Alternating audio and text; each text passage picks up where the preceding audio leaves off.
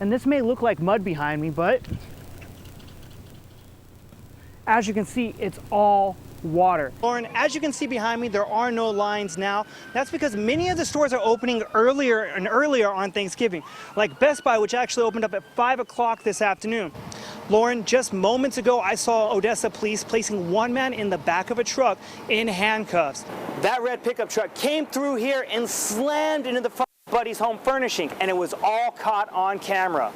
Well, this year features twice the scares, with clowns, guys with chainsaws, and much, much more. The Big Spring teenager paralyzed in a crash is coming home after 3 months of recovery. CBS 7's John Traffansted sat down with the teen's mother in an exclusive interview about her son's return home. Driving around Big Spring, you may have seen this, Blanton Strong, written on the back of car windows. But his mother tells me it was a tragic event that happened just up the road from their house here that inspired this saying. It was Blanton Gooseman, one of them. He said, "Yes, ma'am," and I almost fell out then.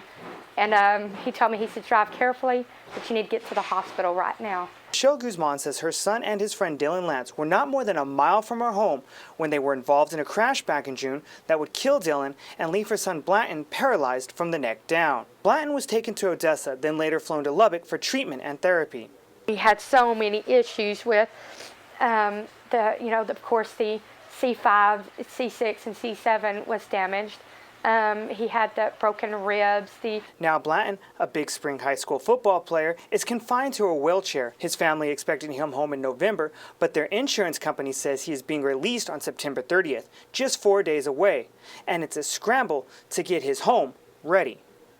We're having to go through the back because his room is closer to the back door.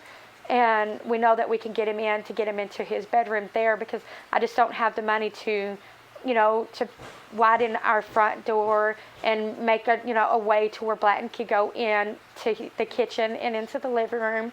The Guzmans have had concrete donated to build a ramp and concrete slab in the back so Blanton can get in. But there is still a lot of work that needs to be done in the area of his room and bathroom. And some of the equipment that's not going to be, the insurance won't cover is a lift. And, those can run up to $2,500. Another roadblock is how Guzman will get Blanton home without a handicap-accessible van.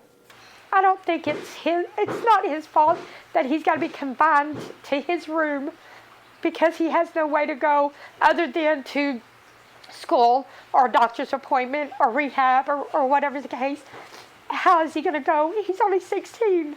If you would like to help, just head to our website, cbs7.com, for a full list of details. With the Eye on Big Spring, John Traffansted, CBS 7 News.